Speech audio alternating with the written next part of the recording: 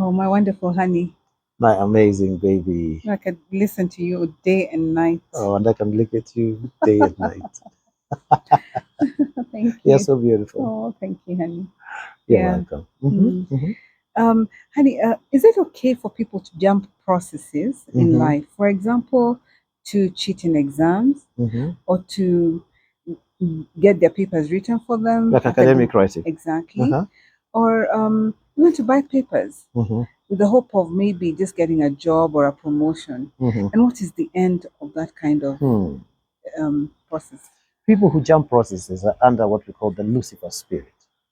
When Satan shows up, he will cause you to go for pleasure and avoid the process or the sacrifice. You remember when he came to Jesus and told Jesus, look, you're suffering. Turn these stones to bread because you can.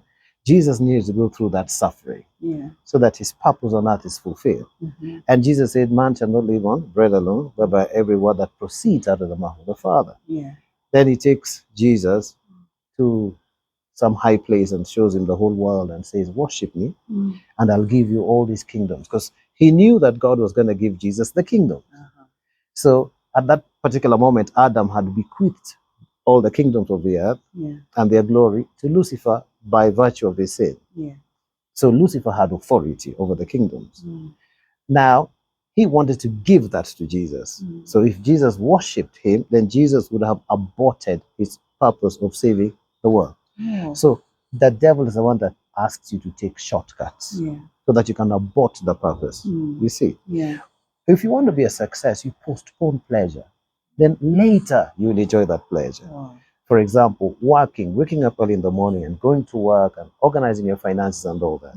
Instead of buying expensive things right from the word go and living in expensive houses, expensive cars right from the word go, you can still get those things. But if you postpone pleasure, you see, iPhone 15 is okay, but do you have a piece of land before you buy one?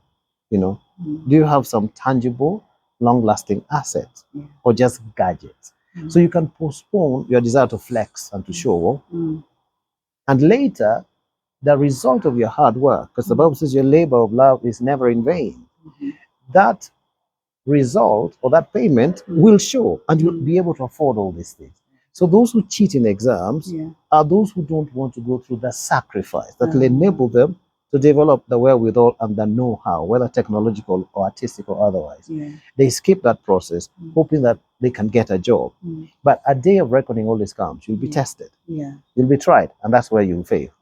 And those who are willing to go through 4 years of training will be smiling all the way to the bank, while you're probably in handcuffs because you again went bribing. You see, bribery is another one. Instead of going through the right process, you want to bribe your way around things so that they move really quickly. Those are systems that are manned by Lucifer himself. Is the one that makes a man impatient with a wife so that he looks for someone else. And when he finds that someone else, he's impatient with her as well and looks for someone else. So he starts hopping from one relationship to another because he's just not willing to wait for the wife to mature and become the kind of woman that can be a blessing to his heart. You see, it's called the Lucifer spirit. And you can avoid it by just learning to sacrifice. Okay?